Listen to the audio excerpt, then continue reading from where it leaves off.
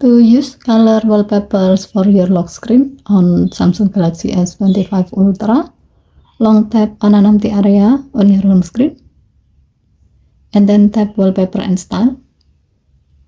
Tap the lock screen thumbnail. Next, tap wallpapers. Scroll down the screen. Tap colors. And then select the desired image.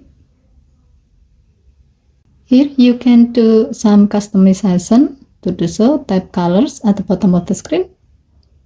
To increase the transparency level, you can drag the bar to the right to get more transparent color. To change the color style, tap style and then select the desired style you like to use. You can choose between solid colors or subtle gradient.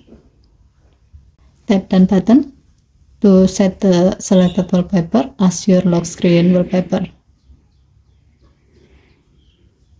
Now go to your lock screen. As you can see, the selected image has been set as your lock screen wallpaper. As a note, using this kind of wallpapers can add personality and style to your device. By choosing colors that match with your mood or preferences, you can create a visually appealing and refreshing experience every time you unlock your phone. You can explore different shades and combinations, so you can find perfect look that enhance your device aesthetic.